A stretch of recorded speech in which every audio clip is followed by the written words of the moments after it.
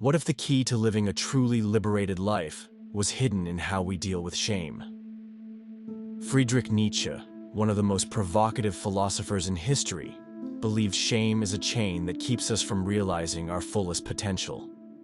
In today's video, we'll delve into Nietzsche's profound insights on overcoming shame and becoming who we are meant to be. Nietzsche once wrote in Thus Spoke Zarathustra, "You must be ready to burn yourself in your own flame. How could you rise anew if you have not first become ashes?" These powerful words point to a transformative process, letting go of the false selves imposed upon us by shame and societal judgment. But what exactly is shame, and why did Nietzsche see it as such a destructive force? To understand shame, we must first grasp how it takes root in our lives. Shame is not an inherent quality of the human spirit. Nietzsche believed that shame is a product of societal conditioning. In The Genealogy of Morals, he explains how social structures impose moral standards that mold individuals into conformists. As children, we are born with what Nietzsche might call a pure spirit. In this state, we act authentically, following our instincts and desires without the burden of judgment. But as we grow, societal norms begin to shape us. We are told what is acceptable, respectable, and desirable. Nietzsche called this process the internalization of the herd.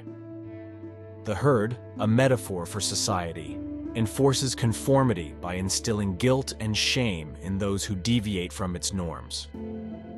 In The Gay Science, Nietzsche captures this conflict. What does your conscience say? You shall become who you are. But how can we become who we are when shame keeps us shackled to society's expectations? The answer lies in Nietzsche's concept of self-overcoming. To Nietzsche, overcoming shame requires a radical re-evaluation of values, a process he called Umwertung aller Werte, or the revaluation of all values. This means questioning the ideals and standards society has imposed upon us and deciding for ourselves what is truly valuable. Nietzsche's idea of the Übermensch, often translated as overman or superhuman, provides a roadmap for this transformation. The Übermensch is someone who transcends societal norms and lives authentically, guided by their inner will rather than external expectations. The path to becoming the Übermensch requires us to shed the layers of shame that obscure our true selves. But Nietzsche's philosophy is not about blind rebellion or hedonism. It's about creating your own values and living in alignment with them. This requires courage, the courage to face your fears, confront your shame, and embrace your individuality. One of the most insidious effects of shame is that it forces us to wear masks. These masks are the personas we adopt to gain acceptance and avoid rejection. Nietzsche warned that by wearing these masks, we alienate ourselves from our true nature. Imagine this scenario. You're a creative, free-spirited individual, but society tells you that stability and practicality are the hallmarks of success. To avoid criticism, you suppress your creativity and take on a conventional career. On the surface, you might appear successful, but inside, you feel empty and disconnected. Nietzsche would argue that this disconnection is the result of living a lie. In Ecce Homo, he writes, "What does not kill me makes me stronger." This famous line isn't just about enduring hardship, it's about using adversity, including the pain of shame, as fuel for transformation. By facing the discomfort of shame head-on, we can strip away the masks and begin to live authentically. For Nietzsche, art and philosophy were vital tools in the process of self-overcoming. In The Birth of Tragedy, he explores how art allows us to confront the chaos and suffering of existence in a meaningful way. Art can serve as a mirror, reflecting our true selves and helping us see beyond the constraints of societal norms. Philosophy, on the other hand, challenges us to think critically about the values we hold. Nietzsche believed that by engaging with philosophy, we could develop the intellectual strength to question the foundations of shame and replace them with values that empower us. Overcoming shame is not an abstract concept, it's a daily practice. Here are 3 practical steps inspired by Nietzsche's philosophy. Question your shoulds. Take a moment to examine the shoulds in your life. Who told you that you should behave a certain way or pursue a particular path? Are these values truly your own, or have they been imposed by society, family, or culture?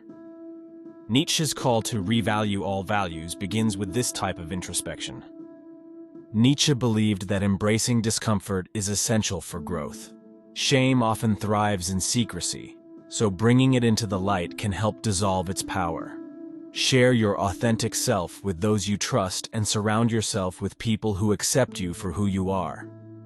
Create your own values. Nietzsche's Übermensch is a creator of values. Reflect on what truly matters to you and let those values guide your decisions. This might mean pursuing a career you're passionate about, even if it's unconventional, or embracing a lifestyle that aligns with your inner desires rather than societal expectations. At the heart of Nietzsche's philosophy is a profound message.